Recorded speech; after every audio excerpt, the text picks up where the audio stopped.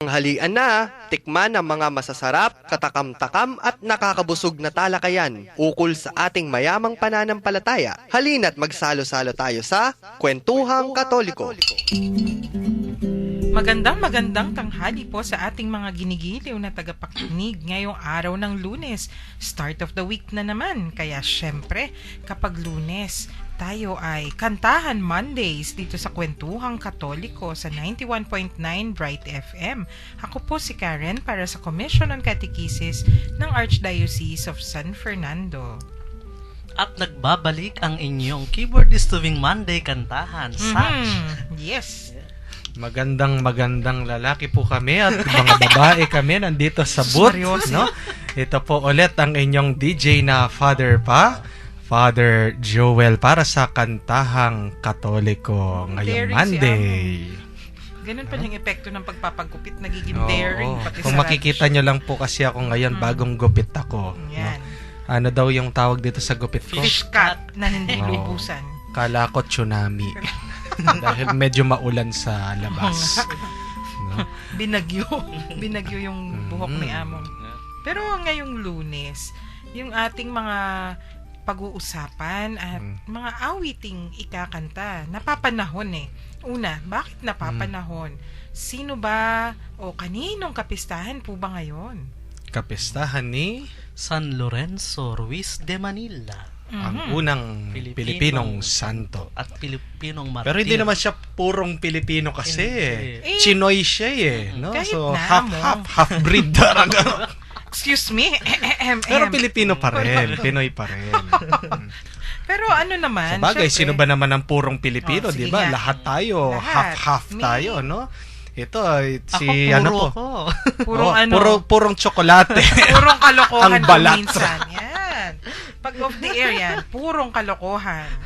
Dalisay na dalisay. Yes. Pero Among, kung ano man yan, lahat naman tayong mga Pilipino kasi may kanya-kanyang may kanya-kanyang strains na, di ba, may mistisuhin na Espanyol, na Chinese. Of course. Na, Wala naman talagang purong Pilipino. Dahil yung masasabi mong purong Pilipino, alam ko yung mga aborigines yung mga yun. Yung mga, hindi pa nga Pilipino yun. mga kasi, Ayeta, yung mga talagang nauna dito sa Pilipinas. No? pero naman, kailan lang naman tinawag na Pilipino, di ba? Yes. Panahon lang ni Rizal yan. Mm-hmm. So before that, hindi pa Pilipino yung mga tao. Anyway, no, kapistahan po ni San Lorenzo ngayon. Siya ang patron saint ng ating mga catechist. Yes. And I would like to also think that si San Lorenzo, Saint Lawrence Ruiz is also the patron saint of OFWs. Right. No? Kasi siya Bakit nga ba? Pumunta ng ibang bansa. Kala niya mapupunta siya ng China, yung pala pumunta siya ng Japan. No? At he was there with the mission with the Dominicans to spread the faith. Anyway, kung titingnan po natin itong ating week na ito, starting this week, sunod-sunod po ang ating mga kapiyastahan. No? Yes. Ngayong araw po ay si San Lorenzo, no, and his companions. Bukas sino po? San Miguel, San Rafael at San Gabriel. Oh, the Archangels. No? Kapistahan ko bukas. Bakit? Talaga? Kasi yung pangalan ko Archangel din. nga. Satchel yung sa'yo Hindi ba Salatiel? Selafiel. Doon kinuha Selafiel. yun. Okay. Si Papa kasi doon niya kinuha. Iniba lang yun. Iniba niya para kakaiba ka. Correct. Yun po. And then sa September 30 ay kapiyastahan po ni Saint Jerome, no? Priest and doctor, no? At then sa naman po, October 1, ang kapiyastahan ni Santa Teresita ng Niño Jesus. Yes, Saint Teresa of the Child Jesus. And lastly, on October 2, no? Holy Guardian Angels. Yan, yung mga nasa grade school, pinagpipiestahan talaga. Yung Holy Angel. May mga taga-Holy Angel po. Natapos kayo sa Holy Angel, feast day nyo po sa October 2. And of course, we should not forget, ang October 4 ay kapiyastahan ng isa sa mga pinakasikat na santo dito sa Pilipinas, si San Francisco ng Assis. Yes, si San Francisco, Saint Francis. Kaya nga po itong ating episode today, let us discuss some songs, no, proper songs for this feast day ng ating mga santo. Most especially ang kapistahan po ni San Lorenzo, Santa Teresita, at ni San Francisco, no? Meron pong pagkakaiba pag narinig nyo yung ang tawag mo dito, yung words na proper and ordinary, especially when it comes to Sa misa. liturgical songs, no, sa misa. Yung pong proper songs ay yung mga kantang naaangkop, no, doon sa araw na yon, kung ano ba yung celebration, no? Kaya nga proper, it is proper, ito ay naaangkop, no? Kamukha po yan, piyesta ni San Lorenzo, dapat sa mga entrance natin o communion o recessional songs, meron tayong pwedeng ikanta na kanta na bagay sa kapistahan, or with the holy angels, or with Saint Therese, no? Yun po yung mga proper songs, no? Which usually ay ang mga proper songs po ay yung entrance, no, yung pwede rin yung offertory, no, yung communion, and yung recessional. Pero nandiyan din po yung mga ordinary. Yan yung mga ordinary, ibig sabihin pangkaraniwan o they are fixed, no? Fixed. Constant. Ibig sabihin, hindi po nagbabago? Hindi nagbabago. Dahil Okay. like for example, ano po yung mga kanta na ordinary? Kyrie. Yung Kyrie o yung Lord have mercy. Yung Alleluia, no? Yung Glory to God, of course, no? Sanctus. Yung Sanctus, yung Holy, Agnus Dei, yung Kordero ng Diyos, yung Our Father, no? Siyempre, pag ordinary po, ay hindi natin pwedeng palitan. Hindi naman po tayo pwedeng magkanta ng Hail Mary sa Our Father, no? Hindi rin tayo pwedeng Siyempre. magkanta ng Gloria doon sa Sanctus. Hindi pwedeng pag-jumble-jumble, no?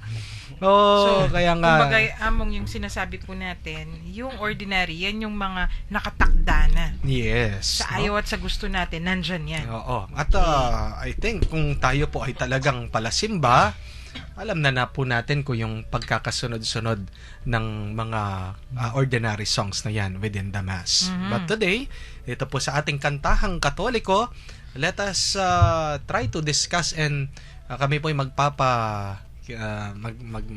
paparinig ng mga naaangkop na kanta para sa ating mga santong pagpepiestahan, no?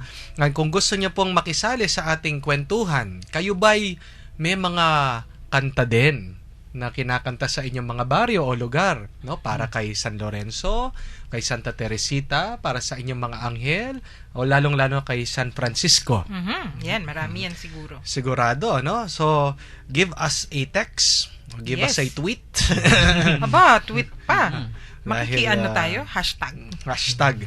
Kung kayo po ay may kanta sa inyong baryo dito sa ating mga sa mga santong ito, mag-text lang po kayo para malaman din ng mga iba na meron kayong theme song para sa kanila, no? Paki-text po sa mga sumusunod na numbers. Sa ating pong mga smart subscribers, 0918-351-8282. 0918-351-8282. Sa ating mga Globe subscribers naman, 0917-363-3738.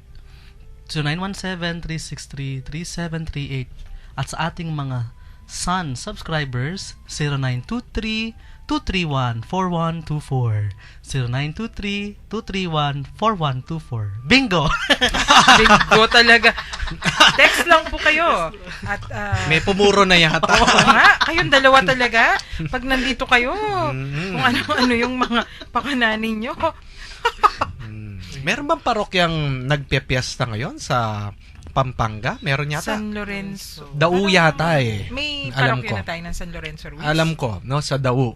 Kung di ako nagkakamali. Please correct me if I'm wrong. No? Pakitext mo kung ako'y nagkakamali. Pero alam ko po, ang Dau ang ngayon ay San Lorenzo Ruiz Parish, I think. Ngayon doon po sa malapit sa bus station. Yun yata eh. No? Anyway, kanina po pinagkukwentuhan namin, no? Sino ba si San Lorenzo Ruiz, no? Siya po ay hindi purong Pilipino, Chinoy, no? Half-breed. yung, Oo, ano niya. yung tatay yata niya yung Chinese. Yes. At siya'y namuhay dito sa Pilipinas, sa Binondo. So, yung kanyang area, area ng mga Chinoy talaga. At siya'y naging sakristan, siya'y naging escribiente. Ano yung Anong ibig ibig sabihin sabihin nun? nun? Sa Sash. Escribiente, siya yung nagsusulat ng mga libros de bautismo, ng mga kasal na nagaganap sa isang simbahan o parokya. So, in short, yung equivalent niya o counterpart niya sa panahon ngayon, yung parish Secretary. secretary. Pero parang siyang calligrapher din eh. Gumagawa din siya yung pag merong gustong magpasulat ng maganda sa kanya, Opo. no, like for example sa mga diploma or mga sulat na parang pwede nilang isabit, no? Siya yung nilalapitan. Yun naman talaga yung trabaho nila noon kasi wala pa tayong mga computers. Yes. Wala pa tayong mga yung tulad ngayon instant eh. Yes. So wala pa. So yung ginagawa niya is an art. Opo. No? And parang nasangkot yata siya sa isang krimen, no? Inakusahan siya. Yun yung ayon sa maliit na bubuwit. na chismis. Na no? chismis. Pero sabi ng kwento, he feared for his life. Opo. Siya ay nanganib dahil parang kahit na mag-undergo siya sa justice system, parang ngayon, alam mo naman ang ating hustisya dito sa Pilipinas, no, mabagal, no, minsan, At saka nung panahong yon, hindi fair, no? kahit anong mangyari sa'yo, kapag Naakusahan naakusahan ka at nahusgahan ka, kung malakas yung kalaban mo, yari ka. Yes. No? Baka din pagbuntungan lang siya ng init, no? Para meron lang silang ma-accuse. So somebody to blame. Pwede yun. No? Ang for fearing for his life, siya po ay umalis despite the fact that he has a wife, no? And children, no? At siya po ay sumama sa mga Dominicans. Opo. Alaga kasi siya ng mga Dominicans din, di ba, Saj? Doon siya nagtatrabaho at naging kaibigan niya yung mga Dominicans. So, lumapit siya. Siya ay member din ng confradia, ng Confraternity of the Holy Rosary. Yes. Oo. Right. No? Meron bang scapularyo? Hindi, I don't think so. Di ko alam. Hindi, not necessarily na meron silang Mm-hmm. scapular because they already have the rosary. So yung pagkatapos niyang maakusahan, lumapit siya sa kanyang mga mentors na mga Dominiko at nagpatulong. So sabi nila, may mission papunta ng, tadadan, akala niya China. Yung pala, diretso lang sa Japan, no? And during that time in Japan, meron pong persecution ng mga Kristiyano. Hindi lang yun, because yung pong emperador, si Tokugawa, really wanted to oust or parang paalisin lahat ng mga dayuhan. Dahil parang, anong tawag mo doon? Gusto niya i-purify. Oo, gusto niya puro yung Japanese culture dahil parang samot-samot na yung samot-samot. Halo-halo. Ano na sila Parang si Aposeto lang nung sige, nakikinig si Aposeto niyan. Yari para samot-samot, halo-halo po. Ayaw nilang haluan ng ibang kultura, no? Ang kanilang kultura, that is why they were really forcing these foreigners na umalis sa kanilang bansa. At napakalakas ng impluwensya ng mga Kristiyano, nitong mga Katoliko. No? And to really siguro, yun yung paraan to dissuade them, parang pigilan, kaya nga persecuted. I remember nung maliit pa po ako, pinapanood kami ng pelikula ni San Lorenzo, na-shock po ako. Dahil yung torture pinakita po, yung mga needles, no, sinasaksak doon sa gitna, yun sa mga kuko nila. Pagkatas pinapainom ng maraming tubig, binubugbog. May nagla-lunch. Yung mga arsobispado staff nagla-lunch. Okay lang yan. Masarap yung dinuguan. Tingnan mo tong paring to talaga. At tama daw, sabi ni Father Pep, dao nga yung nagpifiesta ngayon. Oo, dao. Anyway, yung mga ibang kasama niya, they recanted their faith. So, recanted, ibig sabihin, itinatwa nila. So, para mailigtas. Tumalikod sila sa kanilang pananampalataya para maligtas ang buhay. But here was Saint Lawrence, si San Lorenzo po. At ito po ay nakasulat, no, ni-record po. May nagre-record doon sa mga nangyayari. Isa sa mga parang recorder na Japanese, no? At sinabi niya, yung his famous line, if I have 1,000 lives, I will still offer it to God. Right. To God. So yan talagang, di ba, natitempt na rin siyang mag-recant. Natitempt siya kasi naisip niya may asawa at anak. Yes. Pero, hindi. Talagang pinanindigan niya yung kanyang pananampalataya. Yeah. Kaya siya martyr. Yes. He died for his faith. At may isang awit, 'di ba? Oo. Na Angkop ginawa, na angkop. angkop na angkop. Yan talaga ay para sa kapistahan ni San Lorenzo Ruiz. Ang awit na ito ay pinamagatang Sanlibong Buhay. Sino bang gumawa? Si Manuling Francisco. So, galing sa mga Jesuit. Jesuit. So, pakinggan po natin ang song Sanglibong Buhay.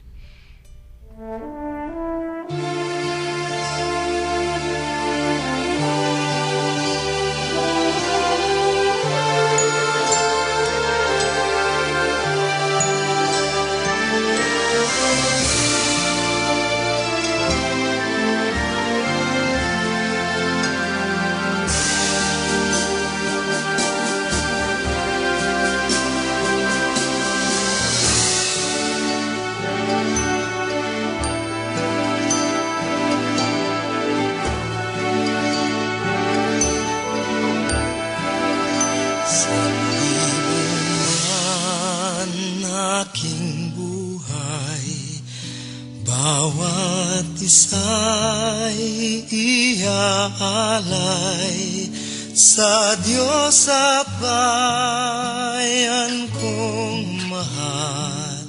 Sa sanggalang inyong dangal, isugo mo kahit saan, hamakin man ako't saktan, dalangin ko'y maging tapat. Pag-ibig mo ay sasapat, sanlibo man aking buhay, sanlibo ring iaalay, sanlibo kong kamatayan, sa palad mo ilalaan.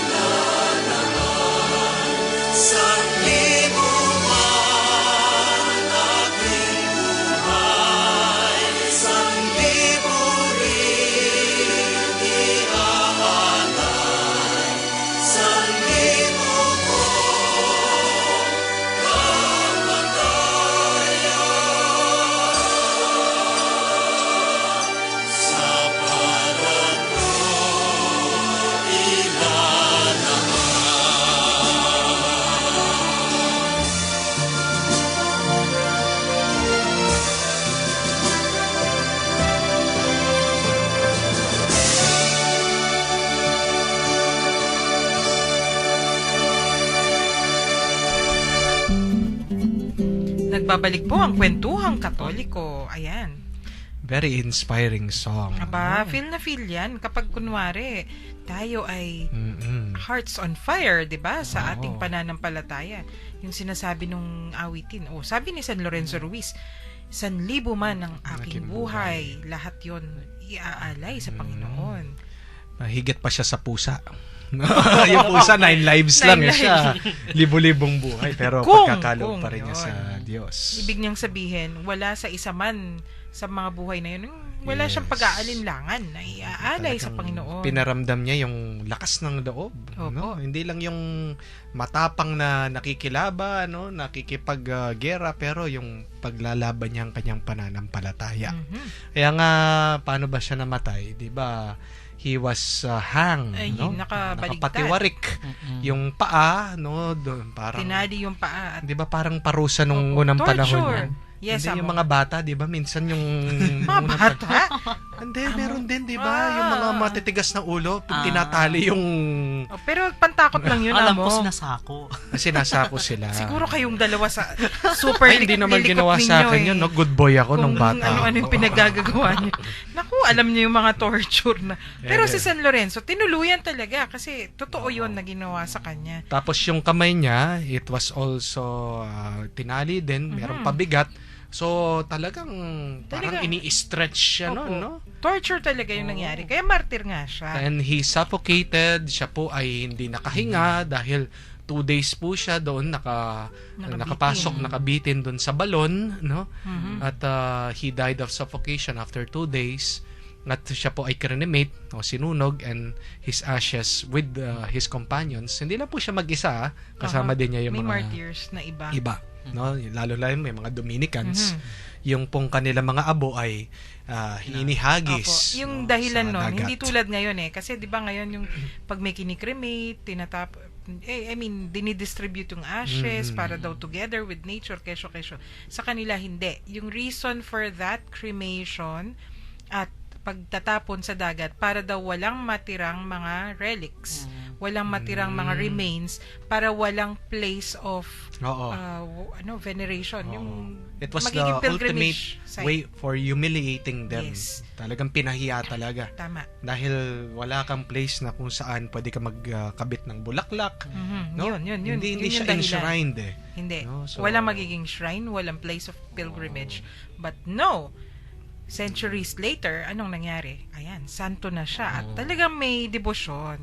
Kaya, di ba? Kasi merong isang miracle na nangyari yata, kwento, yung may isang bata na may hydrocephalus. I forgot the name of the child. Pilipino yan namang, Filipino. Diba? Siya yung nakaranas ng healing ni Saint San Lorenzo.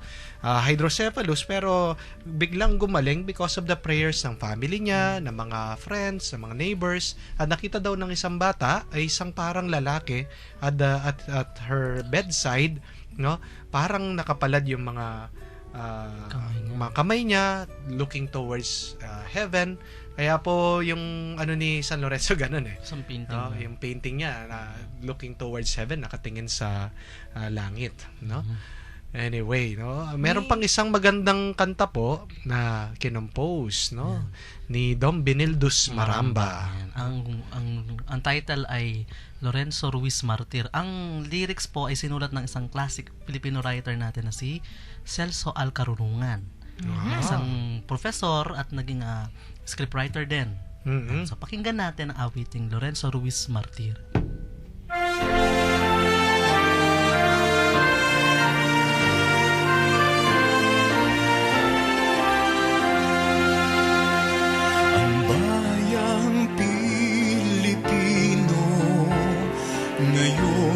Nagsasaya,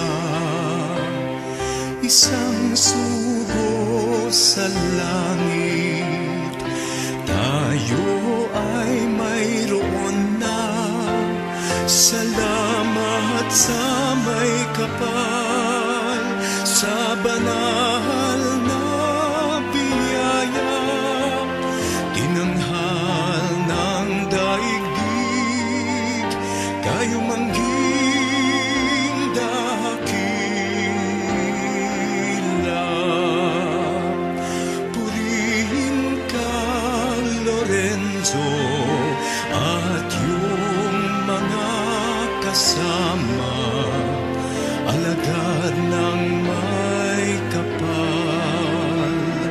sa gisag ng pag-asa, sa rosaryo ng Birhen, kami yung kasama, iyo ang aming puso, Lorenzo de Manila, iyo ang aming puso, Lorenzo de Manila. Ipagbunyi din natin mga kasamang martir sa lupa at sa langit, sila ay dadakilain.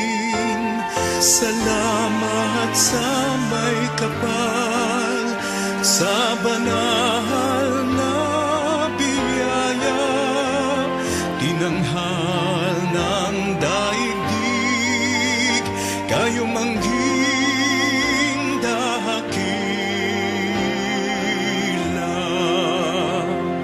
Purihin ka, Lorenzo, at yung mga kasama, alagad ng may kapal, sa gisag ng pag-asa, sa rosaryo ng Birhen, kami yung kasama, iyo ang aming puso, Lorenzo de Manila, iyo ang aming puso, Lorenzo de Manila.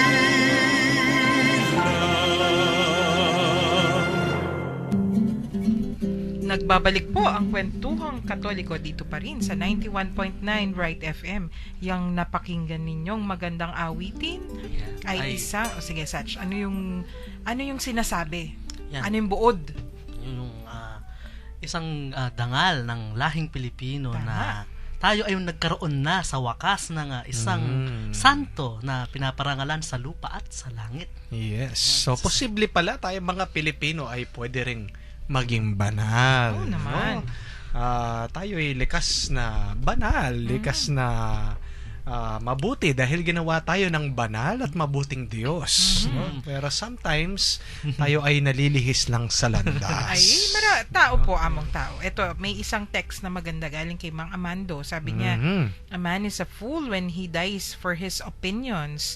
A man is a saint when he stands for his convictions. Yes. San Lorenzo Ruiz, pray for us. Yes, pray for us. Kumusta po sa ating mga tagapakinig?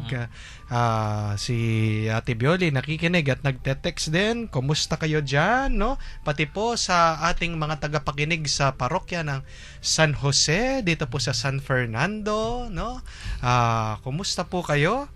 Kahit po si Ate Remy Wong, wow, birthday po niya ngayon. Ate Remy, happy birthday Akala sa ko nung iyo. Sabado, Ate Rems, makipag-lunch kami. Dapat pala yung pangalan niya Lorenza. Lorenzo.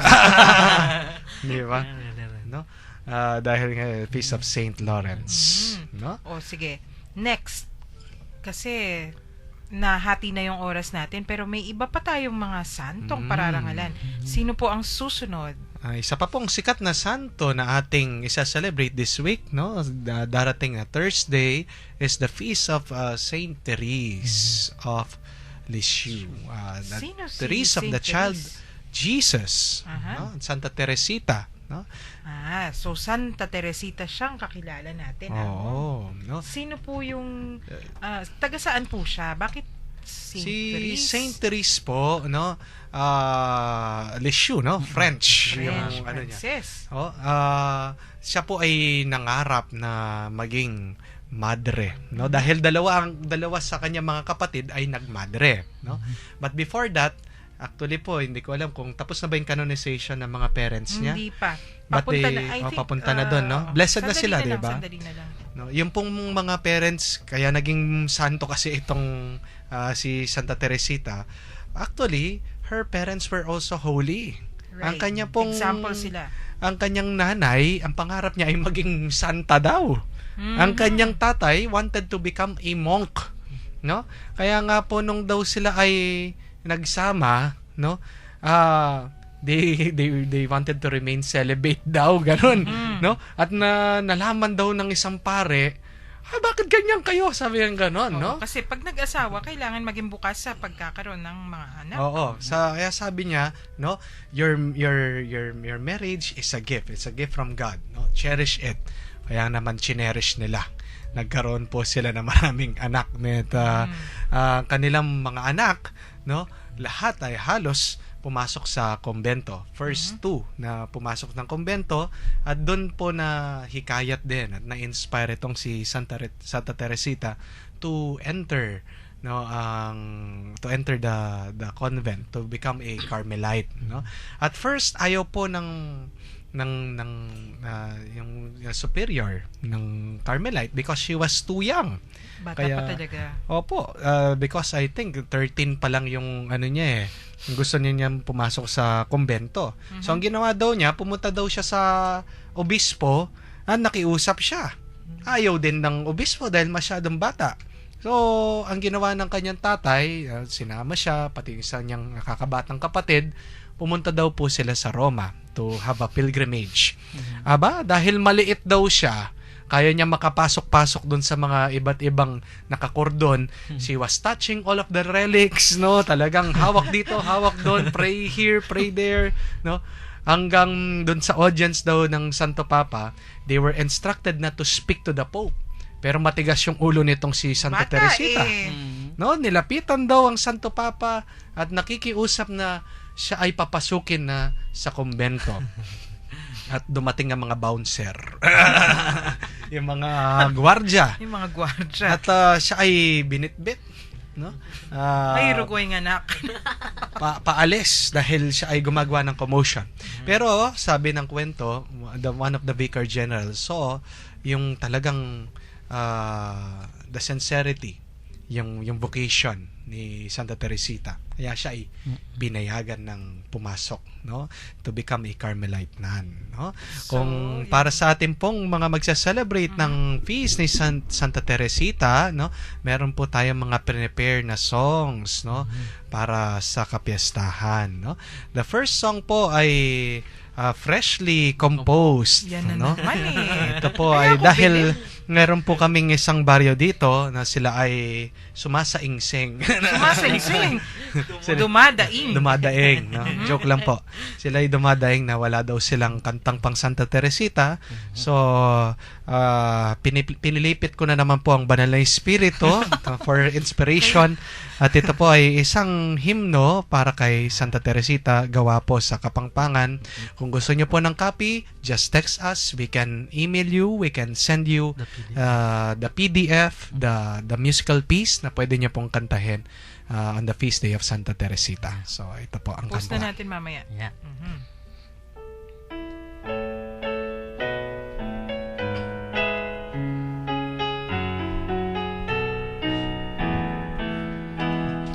O Santa Teresita, panalangin mo kami.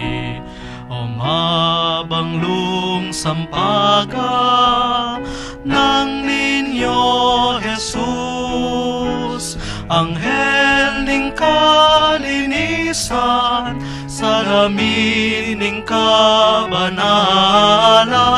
O Santang maligaya, pagkalumoy ke kaming adwan. Kingke kang malating paralan, ikami sana turwanan, kapibabatan kingge, at lugod adalise. O Santa Teresita, panalangin mo kami. O mabanglong sampaga ng Ninyo Jesus, anghel ning kalinisan, salamining kabanalan, o Santang maligaya, pagkalumuing ke kaming adwan. O Santa Teresita, panalangin mo kenga. Okay. Si Saint Therese was, di ba ngayon ang tawag natin sa kanya, the little child of Jesus, no? Naging tawag din sa kanya is the little flower. Little flower, no? yes. The little flower. Known siya for that. Yes. Dahil nung nasa kumbento siya, parang ganyan yung panalangin niya. Yung the only goodness that she could do was to spread this little flowers, no, of holiness and goodness sa lahat ng kanyang ginagawa. Actually, si Saint Therese, 'di ba? She is the patron saint of missions. Yes. No, ang mga missionary, no, mga nagmi-mission, mga nag-iibang bansa para ipalaganap po ang pananampalataya. Which is very surprising, nakakapagtaka dahil hindi naman po siya lumabas ng kumbento, Kaya lang, no? Kaya lang, why is that? Bakit ba siya yung naging ng missions? Because of her prayer. right, No? pinagdadasal po niya talaga. No? Yung mga missionaries. Tapos yung mga intentions. Tapos, Kahit na nasa loob siya ng kumbento, 'di ba? Ang lakas ng kanyang panalangin. It goes out to all of those, no, bringing Christ anywhere and everywhere. At siya pala ay patron saint din ng France, ng Russia, tapos yung mga HIV/AIDS sufferers. Oo. Kasi 'di ba yung may siya may nagkasakit din siya. Tapos yung dati parang yung sakit niya tuberculosis ba among tama? Yes, so yung dahil she coughed blood. Nung panahong yon yung TB parang yung HIV/AIDS ngayon, 'di ba? Yung walang cure. Tapos din siya. Patron saint din ng mga may TB.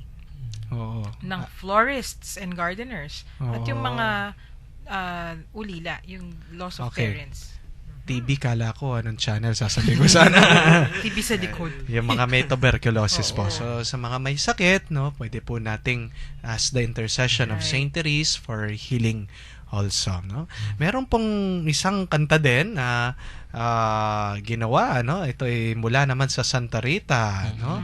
Ito po ay nilapatan ng melody ni Mang Resi, no. Pero ang lyrics yata niya Galing sa litanya ni Santa Teresita. yes, no, at nilapatan po niya ng napakalambing na melody, no.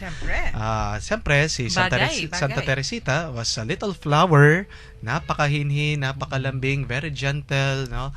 Bagay na bagay po ito, pwede nating kantahin during the communion or pwede rin naman pag entrance din natin. No, ang title po niya Ay kapurian at panigapu kang Santa Teresita ning Niño Jesus. okay.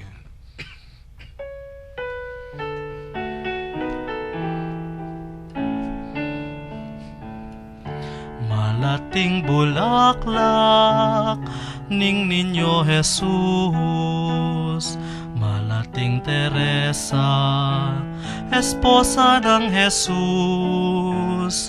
Malating Teresa, Misa Salvagrosas, mirenan kapag mula lang kabiasnan. Santa Teresita, Pia Limbawanan, King kapakumbaban at kapamintuan. Santa Teresita, malating bulaklak, saupan mo kami, panalangin mo kami.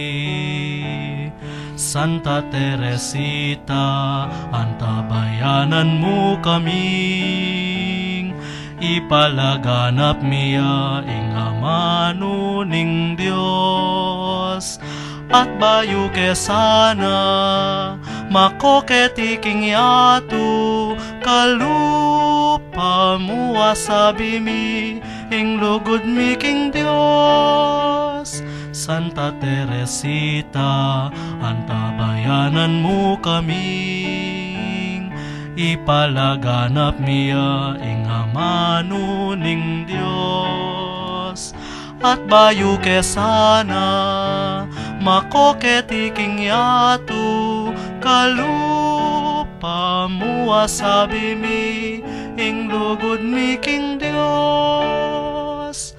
Amen.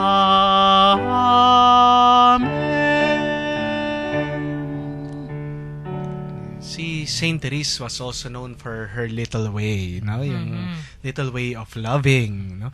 Actually, dati si Santa Teresita was very spoiled. Oo. Kano mang gusto niyang makuha, bibigay ng kanyang tatay.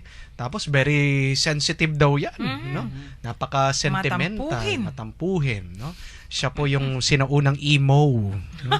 Yan po bang ibig sabihin ng emo? Emo. No? Sa senti-senti na Pwede rin yung in Kapampangan. Paano ba yun? Emanimo, Emandilo. Hindi po, emotional po. Iba po yun. Iba po yung mga Emanimo at saka Emandilo. Di naman. Pero in Kapampangan, paano ba yun? Tabog-tabog siguro. Oo. Naman CCP berat o Oo. hindi naman berat. Pero yung Parang ano siya, may masabi ka lang sa kanya, agad iiyak, no? Agad magtatampo. ay may tawag dyan. No? Ugaling bunso. Oo. Naku, Oo, maraming ganyan magagalit sa akin. Pero sabi nga nila, how can she enter the convent kung ganyan siya? Para siyang prinsesa. She could Prinsesa talaga siya. Pero ang ginawa niya, she really prayed for transformation. And starting at a very young age, she practiced mental prayer. Ayun. No, in silence, she was always praying, no, reflecting about God, life, and eternity. Kaya nga, it was a real miracle of transformation and change. Nung minsan daw na may nasabi ang kanyang tatay, aba, biglang hindi daw siya nagdamdam. Pinigilan daw niya ang kanyang sarili. Oh. At nung nandun siya sa kumbento, di ba, she also experienced a lot of difficulties. Meron yata siyang isang madre na may hindi gusto sa kanya. Minsan, inuutos siyang to mop the floor or minsan na hulog yung vase. Inakusahan pa siya na siya daw nakabasag and she just knelt down and asked for forgiveness kahit na hindi naman daw siya yung may kasalanan, no? These were her little ways of showing love and kindness and holiness, no? And a very young age namatay siya, 24 years old lang po, no? But even though a very short time, dahil po sa kanyang diary, we have known, no, very well kung ano ang kanyang mga naiisip, ang kanyang mga dinarasal. No? Okay, meron pa po tayong time, no? Ito po ay galing mismo Sa diary. sa diary niya, no? Sige nga. Ang title po ng song na ito My ay Song of Today. talagang kanta ni Santa Teresita para sa araw na yon. Yung ito ay translate sa English, adapted and created in music by Mike Stanley. So ang title is My Song of Today. Pakinggan po natin.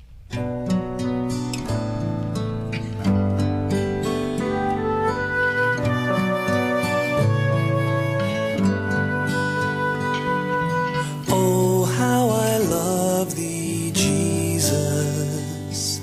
My soul aspires to thee.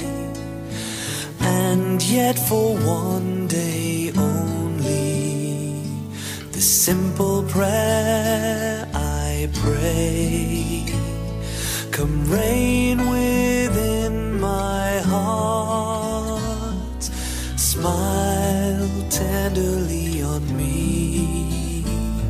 Today, dear Lord, today, dear Lord, today.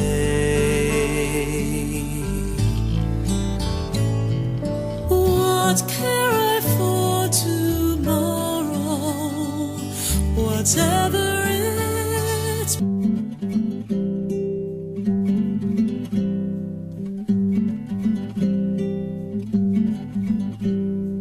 Sample lang po 'yon, no, ng kanta naputol po, no? Pero napakaganda, no? Anyway, kung kayo po ay nag-i-internet, no, nag-YouTube, no, please check out po yung My Song of Today, no. Ito po ay ginawa mismo ni Santa Teresita, no, Saint Therese of the Child Jesus. Okay? No? And lastly po, sayang, Anong konti susunod na- yung time natin. Napakaganda pa naman ng ating mga santo at saka pinag-uusapan. Lastly Di po, bale. sa October Babawi tayo. 4, piyesta po ni Saint Francis. Kahit na po ito ay linggo, yung po kasing Sunday celebration takes precedence over the saint, no, dahil siyempre po mas mataas si Jesus, no, kaysa sa mga santo, dahil ang mga santo ay they are just taking their cue from the Lord, no? Sila ay inspired ng Panginoon, kaya sila ay nagpakabuti, nagpakabanal. Anyway, sa inyo pong mga nagpipiesta sa darating na linggo sa kapiestahan ni San Francisco, no? Ito po ay dedicated para sa inyo. Ang title po ng kantang ito ay Make me a channel of your peace. Okay. Yan.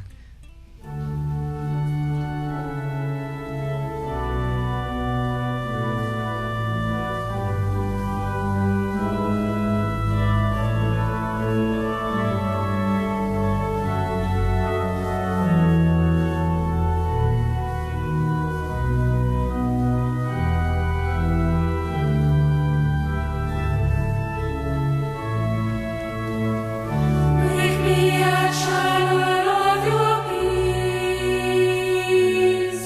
Where there is hatred, let me bring your love. Where there is injury, your pardon, Lord. And where there's doubt, true faith in you. Oh, Master, grant that I may never seek so much to be consoled as to console, to be understood as to understand,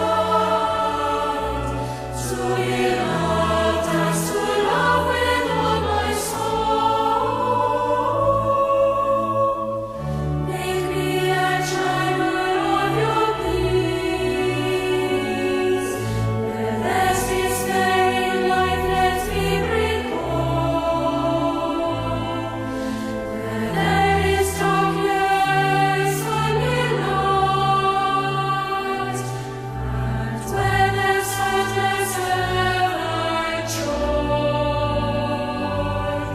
Oh, Master, grant that I may never seek so much to be consoled as to console,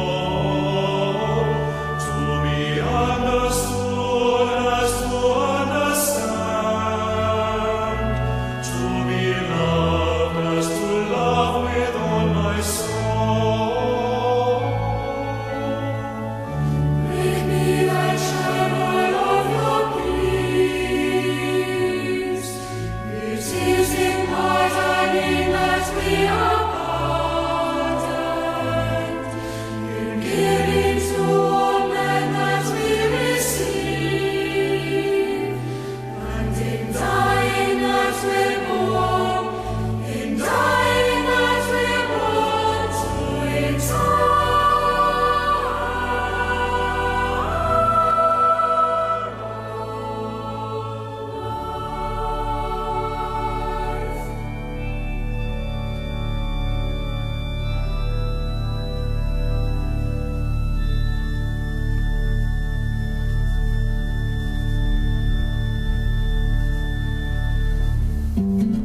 Ayan, may mga texters tayo. Mga friends natin to 6237. Nakikinig daw sila na mga taga Santa Teresita.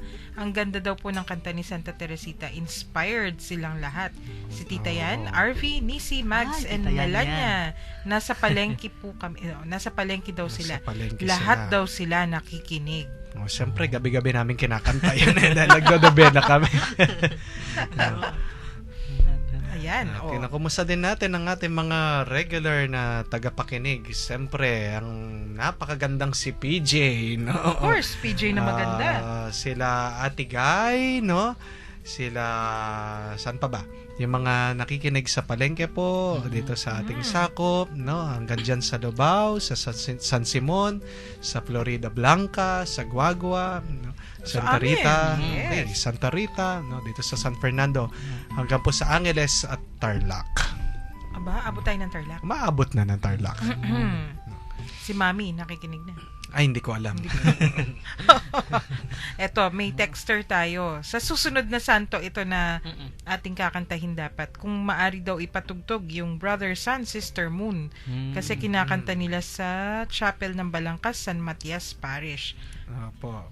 Yung pong kasi yun, galing po sa movie yun. Yes. Brother Sun, Sister Moon na movie. Oo. Hindi yata liturgical song yun. Pero may iba naman po tayong maaring kantahin na liturgical. Pang San Francisco. Oo, San Francisco. Ayan. Ready, Sach? Yeah. Ito na yung, alam na alam nyo to at pihong kabisado nyo pa rin ito. Yung pinicture na natin to nung isang episode. Oo. Ang title ay All Creatures of Our God and King.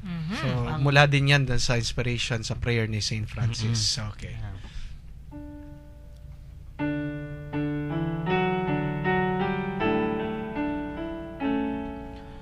All creatures of our God and King, lift up your voices, let us sing.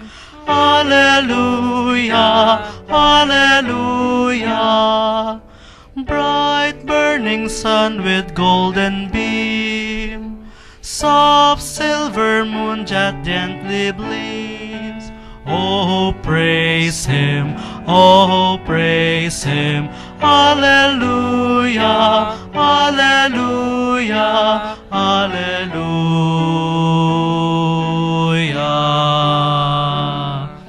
Let all things their Creator bless, and worship Him in humbleness.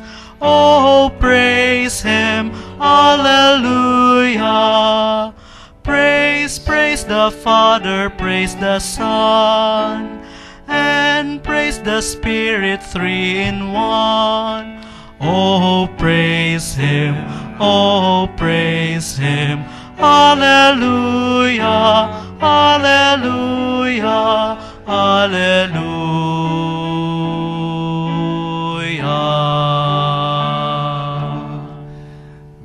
Bagay na pagtapos sa ating episode because all of this we are doing for the greater glory of God, for His praise. No? Pagpupuri. Pag Tama tayo po. ay kumakanta, tayo ay talagang nagpupuri sa Panginoon. Tama. Nako, yan. Oras na naman po. Umabot na naman tayo sa oras ng ating pamamaalam. Siyempre, sa araw na ito lang. Okay. At tatapusin po natin ang ating episode sa isang dasal. Let us place ourselves in the presence of God. In the name of the Father, and of the Son, the Holy Spirit. Amen. Glory be to the Father, and to the Son, and to the Holy Spirit. As it was in the beginning, is now, and will be forever. Amen. The Lord be with you. And, with your spirit. And may the Lord bless you and your family in the name of the Father, and of the Son, and of the Holy Spirit. Amen. Amen. Maraming salamat po sa pakikinig. Ako si Sach, ang inyong keyboardist tuwing Monday, kantahan. Maraming salamat po. Tayo po ay magkikita ulit sa ating kantahan session. Ito po ang inyong DJ na Father Joel. Sa ngalan po ng Commission on Catechesis ng Archdiocese of San Fernando, ako po si Karen, nagpapaalam at nagpapasalamat sa araw na to para sa Kwentuhang Katoliko. Iligtas ng Diyos na sa krus ni Jesus, ang siyang sa mundo'y tumubos. Langit at lupa siya'y papurihan, araw at tala siya'y marangalan. Ating pagdiwang pag-ibig